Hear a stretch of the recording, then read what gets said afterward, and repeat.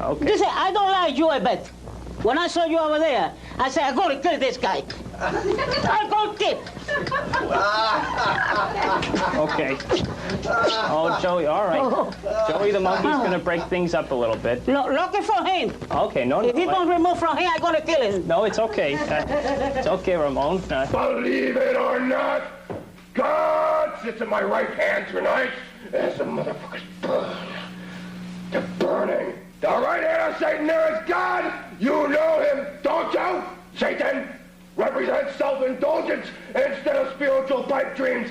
And God has a pipe dream tonight. The pipe dream is that now you know who created you. You couldn't live without Satan. There is no God without Satan. God. That's why I created you as not knowing what the real party is.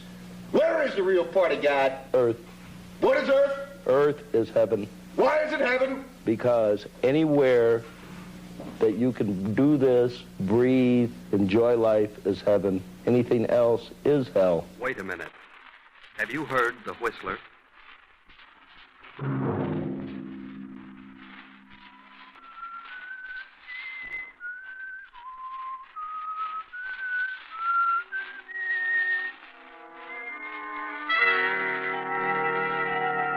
I'm the Whistler. No. Don't come near me. I didn't plan to kill you, no. That was John Hendricks. He waited for a chance to sell his soul to the devil. Money is not enough, John. Money is not enough. We want you, John. We want you. That was his wife, Martha, the former widow Marsden. Yes, Mother. Yes. And her simple-minded son, Henry. Go ahead, son. Go ahead. We must have John Hendricks. Yes, Mother. Yes, Mother. That was the original introduction to the radio classic, The Whistler, which ran from 1942 to 1955, the demise heralded by the rise of television. People had radios and didn't or couldn't look at anything on a radio except the fine one grain, the knobs, the tuners. Some of them had cathedral-style lighting that glowed from within. Next up is the Shadow. Now, do you remember the Shadow? It's something I've heard of, but I can't say I sharply remember. But it sounds familiar, though. It was a movie. It was made into a movie.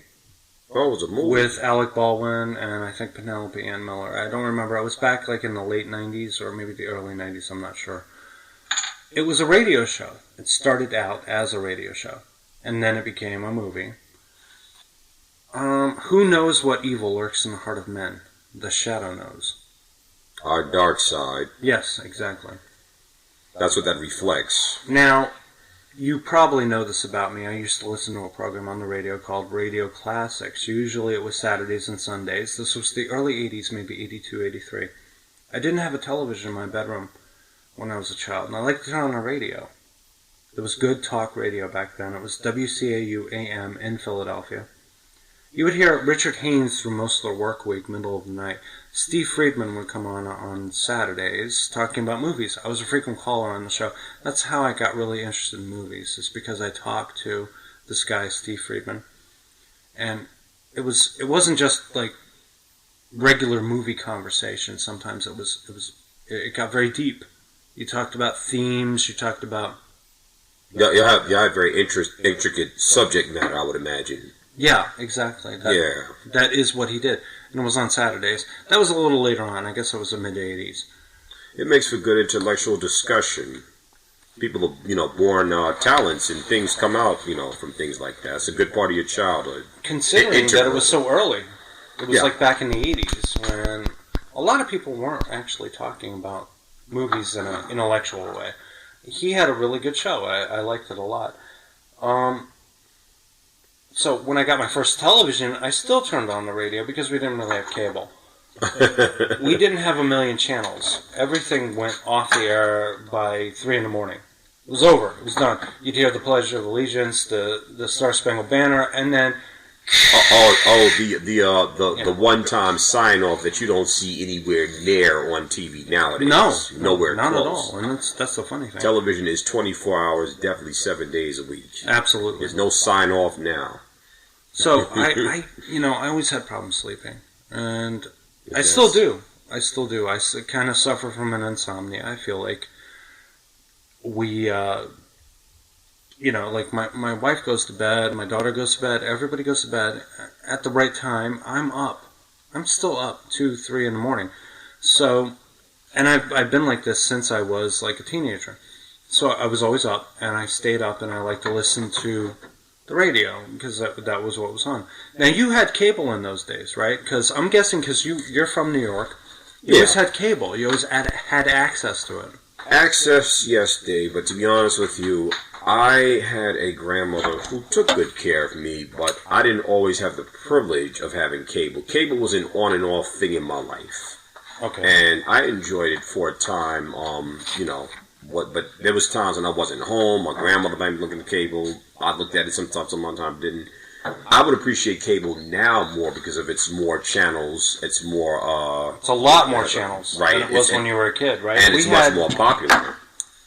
You had like probably 25 to 30 channels when you were a kid. Now we've got like 500, 600, 700, over 1,000. We're talking thousands now. Yeah. So, what kind of programming did you look at? What was interesting to you when you had the cable? Primarily, I'll probably look at Nickelodeon, some kids shows. Once in a while, there would be some movies I would look at. That could be westerns. It could be a movie about some sort of sci-fi thing. It could be comedies. And then once in a while, I would actually watch maybe some sort of weird-looking, some sort of TV show that I'm probably really not familiar with. I'm just checking it out, and I can't even remember anything particular right now, but cable just had a lot of things that you didn't see on regular television, It must have been very exciting considering that we only had a handful of VHF and UHF stations, like Channel 2, obviously Channel 4, Channel 5, Channel 7, Channel 9, Channel 13, right? Those were the VHS stations. Yeah. But then you had that was the regular, yeah. Which had Nickelodeon, HBO, Showtime, the movie channel. Cinemax. TNT, I guess that eventually got in there. I don't know. That might have been one of the original cable stations. Well, TNT. TBS. I remember TBS. TBS. That's started out as the first superstation. They called it. That was weird. So sounds like CBS. Cable had very few choices, but you were lucky being in New York, because in Philadelphia I had nothing. There was a strange There was a strange ordinance in Philly that everything south of Broad Street, which was 14th Street in Philadelphia, was not to have cable installation at that time. It changed after 1989. They put the wires in, but Philadelphia was loaded welcome to the 20th century. Yeah. I think it was probably a bid to make money. Of course. Philadelphia at that time was all about historical landmarks. And they did not want any construction or excavation to be done around historical landmarks. They would, because the poles are kind of ugly. You put the poles up and you put the cables running along those poles, it kind of uglifies, I guess. Something known as an eyesore. Yeah. But New York didn't really have, Manhattan in particular did not do it that way. They did it underground. They ran their cable line along the sewer line. So your cable was intermingling with waste, which was probably the funniest thing about that. But still necessary. In Philadelphia, you could have a small satellite installed on your roof, provided it didn't obstruct anything. It was small enough, and it didn't make everything look ugly. Right. Now, I lived... Nothing obtrusive. Now, for a year in 1984 or 1985, I lived for a year in Tennessee. We were spoiled for cable TV. Tennessee. We had... let me make sure my wire's connected. Can you hear me, Regan? I'm good? Okay. All right. Excellent. Now, in Tennessee, we got cable, and we paid like $30 a month, which was a lot, actually. we paid maybe $30 a month, and we got like Nickelodeon, HBO, we got Cinemax, we got all these really wonderful things. Oh God, it was so great. It's something that you really don't consider, because when you're spending a lot of time looking at network television and all those UHF channels, suddenly you're looking at nudity and sex and violence on cable TV, especially after hours. HBO always had a policy to run R-rated movies after 9 o'clock, so you get all the kiddies to bed and then watch some really nasty shit. Anyway, that was to increase, I'm sure, customership. That would help to increase sales. Definitely. In the adult realm. Definitely. Anyway, if you're paying that kind of money, that's capitalism for you. But the thing, if you're paying that kind of money, you deserve to see some boobies. Stop making noises, Rican. It wasn't just boobies. Though. You started seeing people, taking drugs and selling drugs and stuff too. Gun scenes. America Undercover. Car chases. Do you remember America Undercover? Can't say I do. It was a special series of programs that ran on HBO. They showed you like the senior side of life. Taxi Cab Confessions. Do you remember those? Real Sex. All this stuff that was like really adult-oriented programming on HBO. It wasn't. And very taboo to regular TV. Yeah. It always showed after 10 p.m. outlawed, I would say. Right, exactly. So, after we lived for a year in Tennessee, we really wanted to keep our HBO. But so what they did was they would let you have a satellite on your house in Philly, but you only get one channel, and it was HBO. So we bought HBO, and we paid $30 a month for the one channel, just so we could have HBO. That's a start. So, coming up to New York City, we didn't get cable until probably 1991. For a time, I would steal the cable. Okay, I stole the cable, and I remember you saw me do this. I would run it into the programmer, the tuner, on a very old VCR, and we would get all the basic stuff. MTV, Nickelodeon, VH1. This is back when there was programming worth stealing. Every few weeks I would go up to the roof. The splitter box was on the roof, and it was open and it was unlocked. I would buy a 50-foot coaxial cable from the Radio Shack down the street on 86th Street. We lived on the Upper East Side. And I would drop it, I would go up to the roof, connect the cable to that splitter box, and then drop it down to my window, because our apartment was right by a fire escape. So I'd run the wire through the window and into the VCR and steal cable. But how did you know how to do this? How did you come across this particular knowledge? Okay, there was an open coaxial jack, and I figured, okay, this must be from the cable company. So I went to Radio Shack. It was like $10 for a 50-foot coaxial cable, and I'd run it into the VCR and steal cable. I would actually do that, and I'm admitting it on the air. Well, you're not going to get in trouble for it now. No. The statute of limitations, I'm sure, is long. I really don't know what a statute of limitations on stolen cable would be. Every few weeks... If there's anything like that it truthfully exists, Mr. Lawler. A cable guy would come out, and he would either remove the wire that I had bought and put in there, or he would cut the wire. Uh-oh. He would cut it, but they never put a lid on that thing, so all I did was I just reinserted it, and I would reinstall it. So I would have the stolen cable. This was business as usual. Okay, but this was Paragon Cable, Upper East Side of Manhattan. They're no longer in business. This is why I don't have to worry about it. They were bought out by Time Warner. Yes, of course. Everything has been bought out by Time Warner. This is probably when we first met. Except Verizon. I remember finally getting cable, and you were happy about it. Because you were like, at least you can control it. You have a box, you have a remote, and I think our friends were happy about it too. So that was like our first introduction to the whole cable thing.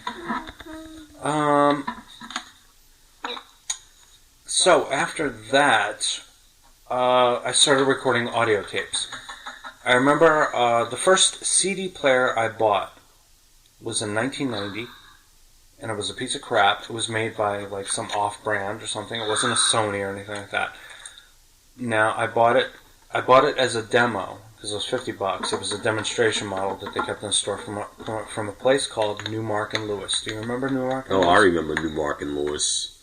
It was something like the Wiz, which is another store that's no longer around. And Crazy Eddie. Yes, Crazy Eddie, definitely. Did you ever buy anything from Newmark and Lewis or Crazy Eddie or places like that?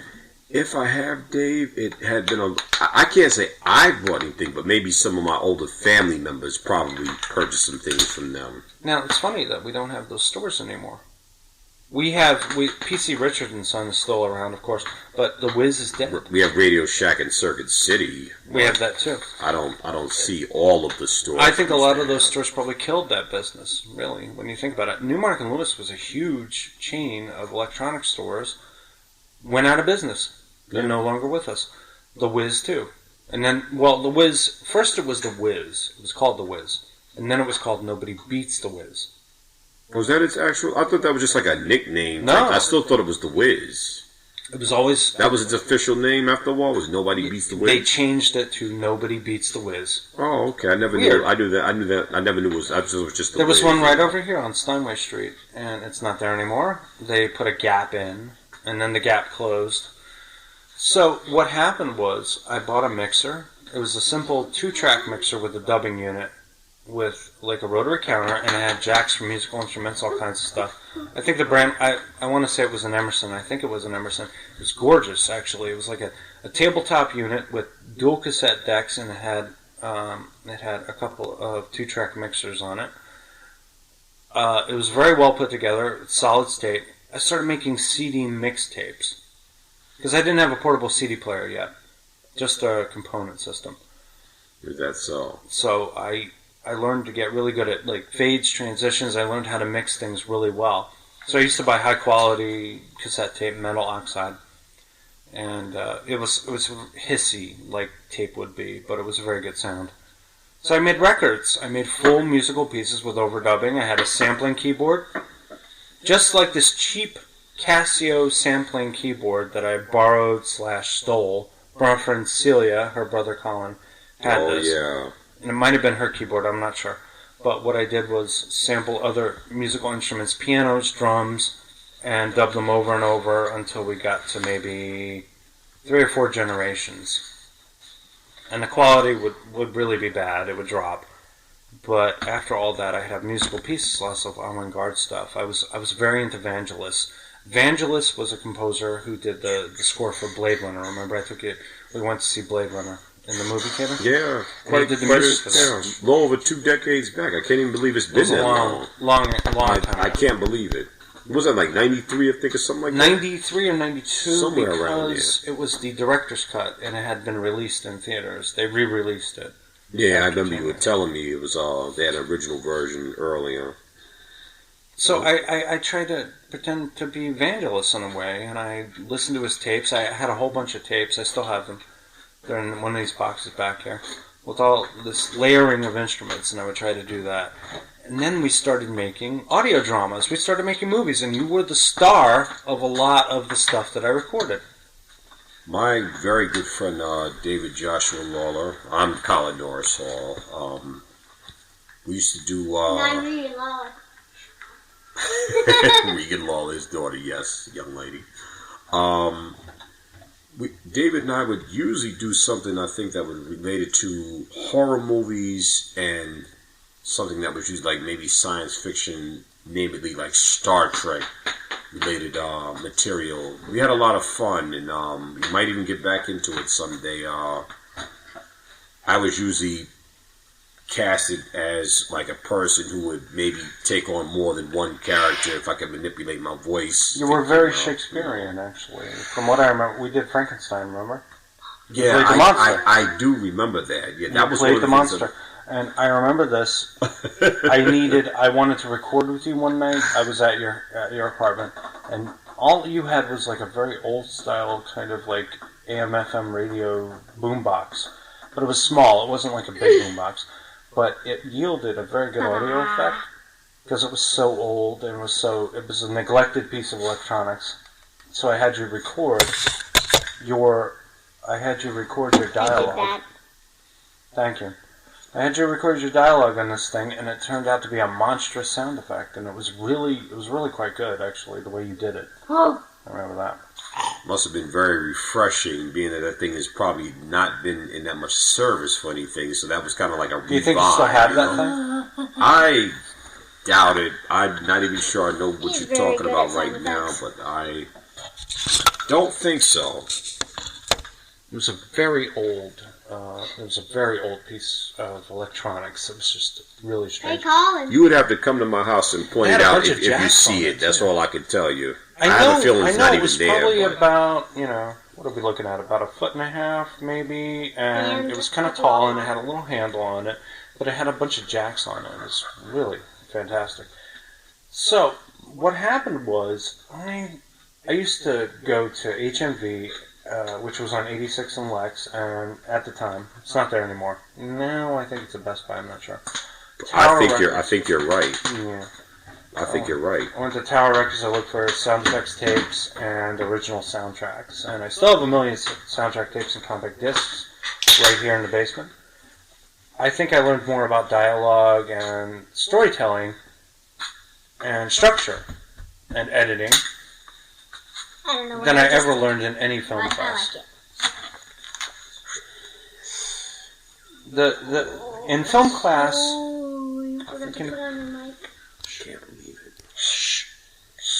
in film class, they don't really,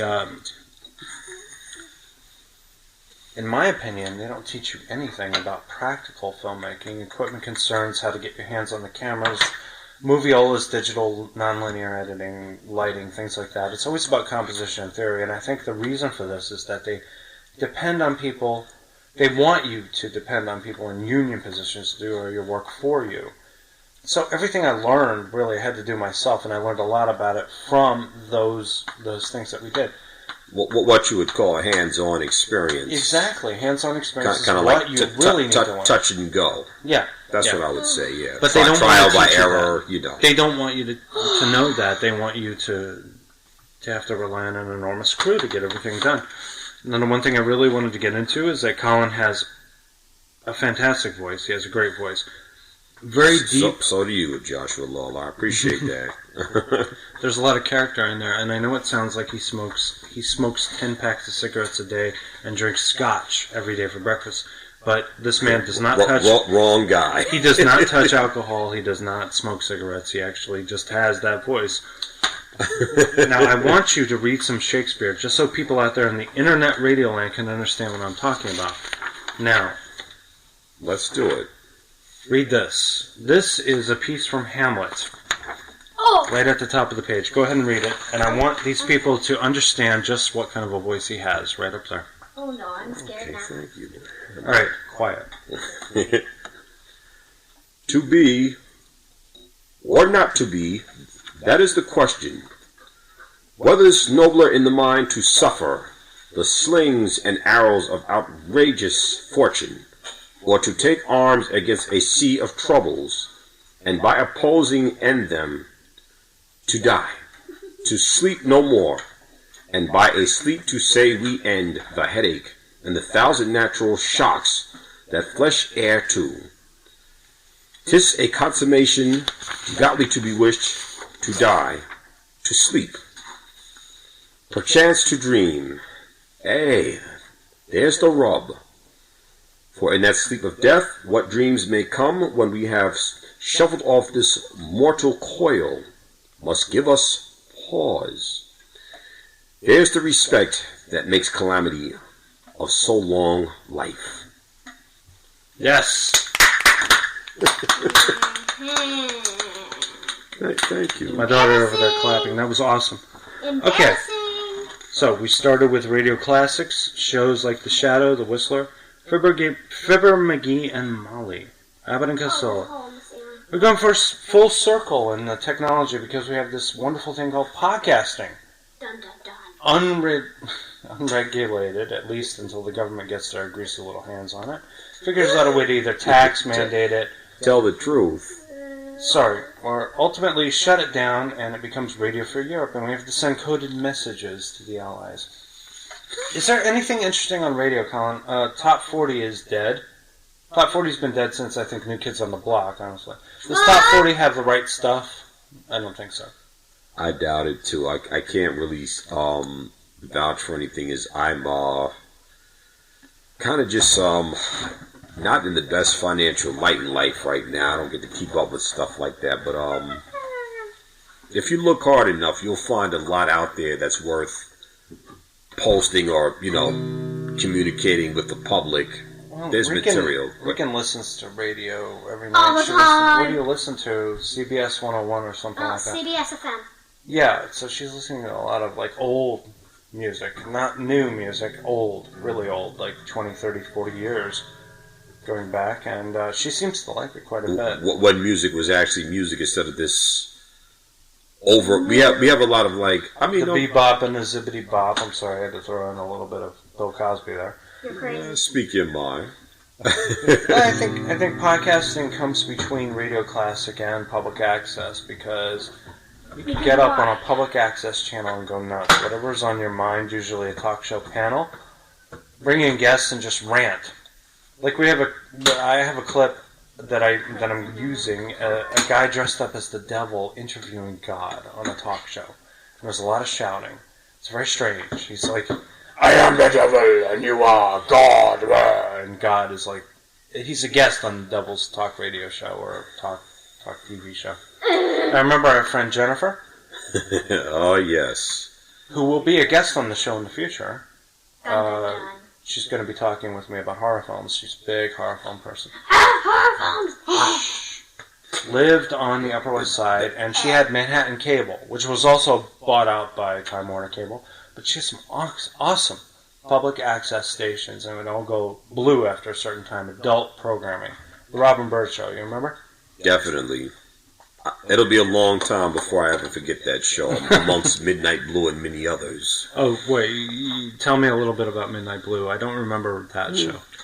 Al Goldstein's show. I'm not sure Is he that big, fat Jewish guy who got naked with his co-stars or something, and they... I think he did do that a few times, yeah. He's almost like a male version of Robin Bird.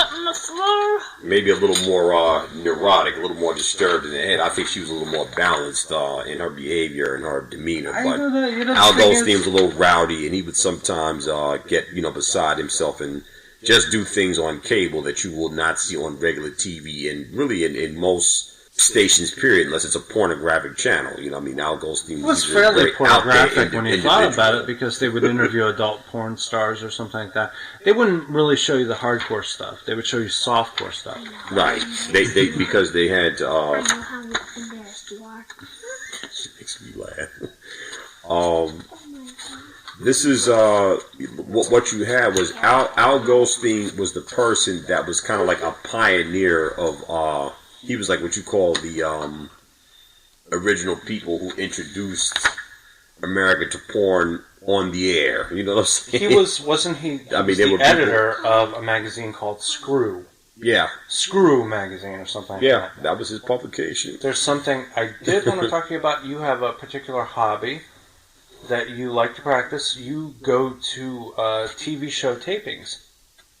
Yeah, on occasions. Yeah. I just went to Wendy Williams for the first time. This is a talk show. You could say that. I was at Wendy Williams a few weeks ago. I forgot the exact date. Wendy Williams. I think it was November the 13th. Yeah. She's on after Good Day New York on Channel 5. And what is the setup? Like the show that you were at, when will it air? When will it air on TV? I can't say I know when they're going to air that. I never really inquired. I have a way of... Do they air them immediately after, or is it like maybe a couple of days? Some shows, like it might come out a couple of weeks later. It could be a month, and then sometime you may not see it until like the next season. That could be months away. They're not all the same. It's different from show to show. If it's a particularly exciting episode, it's something that they might want to show right away. If it's something that's just really ordinary, hot, like a topic that's really hot. Right. Like if they're talking about a very interesting An celebrity. interesting celebrity. So they'll want to rush to after they've taped it, they'll want to rush to live. Right, they might put it into broadcast. Something, else that something that they want to show. And you've been on. know. Okay, you've been. I've been on various. I've been on Jerry Springer a little bit, not a lot. Jerry I did him Springer a few times. and Steve Wilco. Steve Wilco several times. And Montel. Yeah. Have you ever been on Montel? Montel Williams. I never did make his show. I would have liked to do that, but I never. He's not got doing to a show Montel now. Williams. Yeah, He's off. He's like out of- doing like ads for like quick cash loans and stuff like that. So how is the vibe of a show like that when it's live? You're recording there. I would say it's very energetic, and if you're into that kind of thing, you can have a real appreciation for being there live. Watching it on TV, it's nice, but it just is not the same thing. Just like if you watch a concert on television, it can be even better if you don't mind crowds and the noise and everything, being there in person. It's just a different, you get to meet and talk to people in the audience, and if you're lucky, maybe even get to meet the person who's, the host of the show, or maybe a celebrity in the show, but I didn't get too much of that, but it's still a nice thing to just be there and experience it in person than we just watch it on television. It's a lot more personal experience, and it's enriching. It's just different from like when you're just watching on TV. Where do you usually sit when you're in the audience? They usually put me in the back, maybe in the middle. They place you? So they place you. Yeah, I'm according sure to they how have you their look. favorites. Probably so. I guess I'm not one of their favorite appearances. I'm not pretty enough to Now with the be whole in the front. can Once I in a while, ask the you- middle. Can I ask you, because of your Jerry Springer experience? I mean, I have to ask: have you ever raised your hand if you wanted to ask a question, and then Jerry or somebody like that comes up with a microphone and asks you? Have you ever been involved in that? Have you ever wanted to ask? I've made a couple of comments. Sometimes I raise my hand. I don't get Give me an request to example. speak, but Give me one example. well, there was one time, there's so many different scenarios with that, but it could be a couple arguing about like which one wants to have custody of a child or something like that, or somebody maybe molested a child. Next thing you know, right, someone is complaining about I don't want this person in my home anymore. I don't want him in my life. And then the other person might be like, but you can't do that. We have a child together. Yeah, but look what you did, though. The child doesn't want to be around you. And then it becomes an issue. Are you manipulating the child, or does the child actually feel that way on his or her own? Right. And sometimes people get up and raise their hand and want to comment on that. And you did. You did it. Yeah, there was a couple of times when I was like... What did you say? I have to know what you said. What was your opinion? I wish I could remember. I probably said to them like, look, remember, we were all children at one time, and even children deserve respect. If you remember that and you're a half-decent human being, you will treat children pretty much like you would treat an adult. I mean, they're minors, but respect children like you would respect pretty much anyone if you want people to respect you, especially That's children. awesome. Okay, Something like did that, you get applause? Did Usually. anybody applaud? Usually. They were like, yeah. Yeah, usually. I can't say, though, that I remember exactly. I mean, that was Do you just think like they a, understood or heard you? Did they understand I your think content? so. Your Yeah, sentiment? I believe so. I usually speak with very clear diction, so... So like it could be something they edited off the show because I've never seen. They could. Yeah, myself. That's what yeah, I can't. They have the power to edit. Confirm when you go it. in, you sign a release or anything saying, "I'm on television. I'm going to make an opinion." We have control of your opinion. That's a couple of times, but most of the time it doesn't seem to happen because I haven't really got to do that a lot. A lot of times they don't even have segments. They were thinking about doing a talkback segment with the audience, and then for some reason it gets canceled. I don't know. I've had times where we didn't even have a talkback segment on a show. That's I find that a little annoying. I thought they did it every show, but it doesn't necessarily happen every show. Sometimes it's the host will make comments at the end of that particular show, and then that's it. There's no audience input, I've seen that many times. Okay, that is pretty much the end of our segment on podcasting, and at least the phenomenon that had come before it. Like I said, we started with radio classics. You kind of move into TV after that. And then we get into TV talk show. What we're looking at is people just pouring their mind out on audio or on television, and we're getting that effect. And I want to thank Colin Hall was my co-host for this, and I want to thank Regan for making a lot of background noise. That's what she has to do. Right now, she is messing with a guitar. Set 7 going on 8, remember. And she will be in a little less than a month. And I want to thank you for tuning in. And I don't know if you can hear it, but there are some fire trucks. Maybe I need to take the turkey out because it is Thanksgiving and we are here. We're waiting for our turkey to finish. And blah blah. Yeah. Happy holidays, listeners. Yeah. Happy holidays! Happy Thanksgiving, everybody!